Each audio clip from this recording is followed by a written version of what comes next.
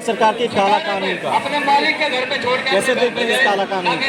सड़क पे छोड़े ना सड़क पे जाम लगाए, क्योंकि अगर हम सड़क पे जाम लगाएंगे तो कहीं ना कहीं हमें ही नुकसान होगा, हम ही मारे पीटे जाएंगे, हमें ही जेल में डाला जाएगा। तो इसलिए मेरा निवेदन है इस आवाज को आप सभी ये रखें, इसीलिए छोड़ो और अपने घर बैठो।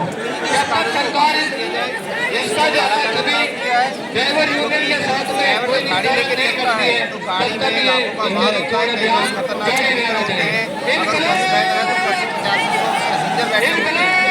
तो इस कानून के बारे में सोच के लोग परेशान रहता है तो गाड़ी सबसे नहीं चला पाता, इसीलिए ड्राइवरों ने विरोध प्रदर्शन किया है और बिल्कुल गाड़ी चलाना छोड़ दिया है। सरकार कह रहे हैं कि इससे जिम्मेदार होंगे ड्राइवर, ये कह रहे हैं इस कानून के अंतर्गत, और साथ ही जो घटनाएं होती हैं हिट एंड रन केस की वो कम होंगी।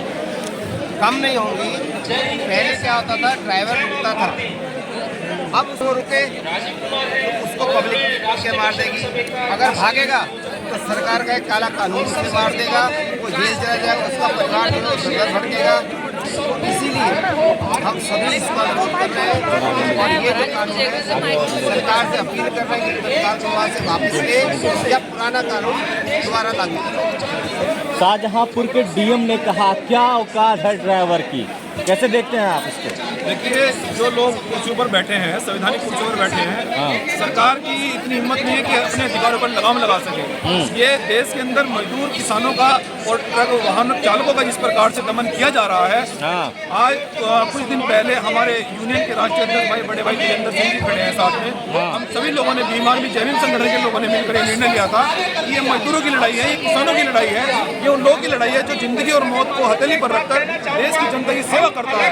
लेकिन सरकार के द्वारा ये जो कानून पास करने की कोशिश की जा रही है, 10 लाख रुपए को अर्थदंड देना पड़ेगा। यदि मजदूर के पास 10 लाख रुपए कैश पेमेंट होगा तो फिर 24 घंटे अपनी जान हथेली पर रखकर गाड़ी क्यों चलाएगा, वो अपना बिजनेस कर सकता है। तो इसलिए सभी संगठन के लोगों ने पूरे देश के अंदर ये निर्णय लिया था कि हम लोग हड़ताल पर रहेंगे और पूरे देश के अंदर हड़ताल मजबूती चल रही है। कुछ पार्टी के लोगों ने भ्रम फैलाया कि हड़ताल खत्म हो चुकी है।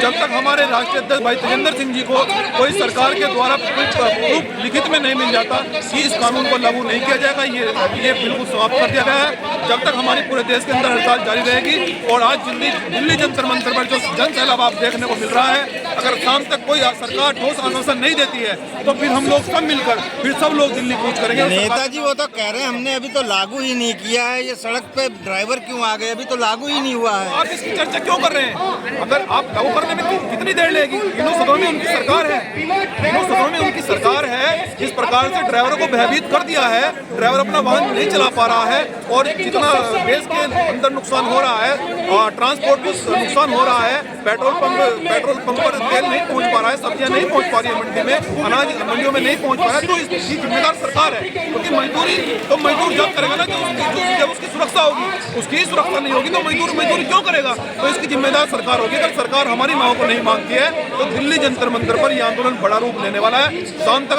कोई सरकार ठोस आश्वासन नहीं देती है तो बड़े भाई जो खड़े हैं हमारे राष्ट्रीय अध्यक्ष जी जो निर्णय करेंगे उस पर भीम आर्मी जय भीम संगठन काम करेंगे। क्या करेंगे आगे? सरकार तो झुकी नहीं रही है आपके सामने। हम लोग कोई वाहन नहीं चलाएंगे, कोई वाहन नहीं चलाएंगे, नहीं चलेगा।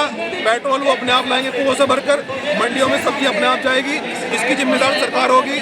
और जिस प्रकार से जो भी ट्रांसपोर्ट सर्विस है वो बिल्कुल ठप रहेगी, क्योंकि मजदूर मजदूरी क्यों करेगा जब उसकी जान खतरे में है? आप बताइए ना मुझे, मजदूर तो मजदूरी जब करेगा ना जब उसकी जान सुरक्षित होगी। तो इसलिए बिल्कुल भी ये बताइए, जब घटना होगी तो 15,000 कमाने वाला 10 लाख कैसे बढ़ेगा? हाँ, वही कह रहे हैं ना। यदि 15,000 रुपए कमाने वाला व्यक्ति 10 लाख रुपए अगर उसके पास होंगे तो वो अपनी जान हथेली पर रखकर क्यों गाड़ी चलाएगा? वो बिजनेस करेगा ना।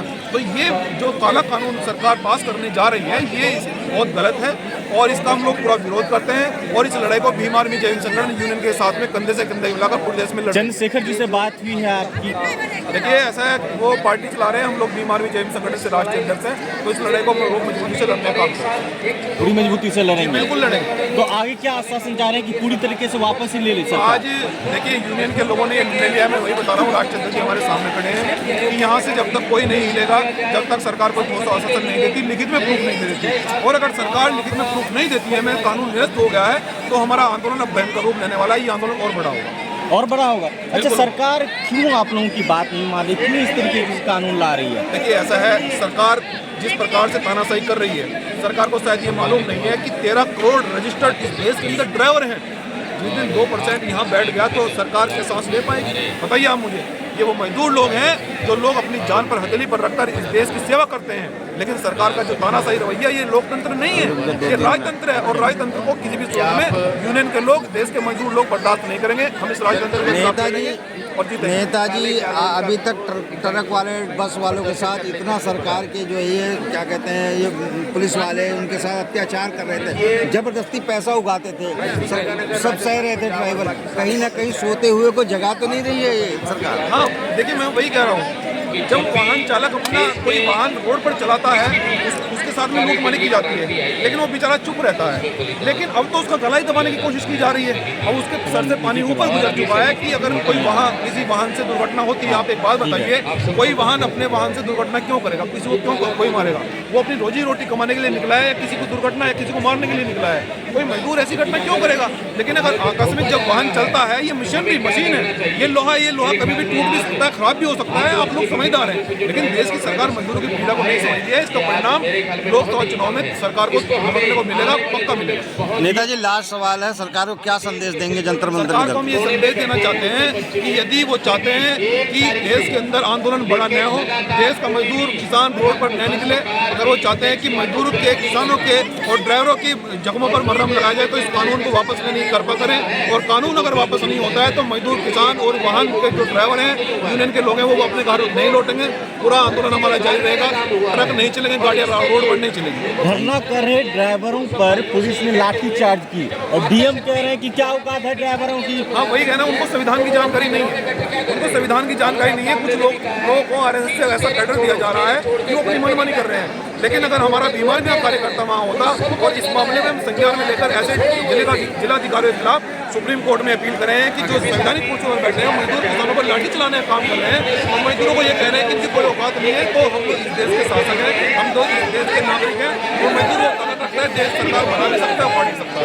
तो फिर आप लोग हिलेंगे नहीं जब तक? बिल्कुल नहीं जाने वाले। आंदोलन पूरे देश के अंदर जारी रहेगा और चल रहा है। कोई वाहन जब तक नहीं चलेगा, जब तक काला कानून वापस नहीं आएगा। फिर वो कौन लोग हैं जो सरकार से मीटिंग करके धरना खत्म करने की कोशिश देखिए, कर रहे हैं? देश के अंदर जब भी क्रांति आई है, कुछ लोग सरकार के चलते उस आंदोलन को उन्होंने खत्म करने का प्रयास किया है। देश के सबसे बड़े जिम्मेदार ये वो व्यक्ति हैं जिन्होंने परसों 3 दिन से न पानी पिया न रोटी खाई। ये मजदूर किसानों की वाहन चालकों की लड़ाई को बड़ी मजबूती से लड़ रहे हैं, और हम इनके आदेश का इंतजार कर रहे हैं कि ये कब आदेश करें कि दिल्ली के अंदर कूच करो। तो 24 राज्यों के लोग दिल्ली में कूच करने के लिए तैयार बैठे हैं। आप कैसे देख रहे हैं? आप क्या आदेश का इंतजार कर रहे हैं? क्या चाह रहे हैं आप? हमारी सरकार से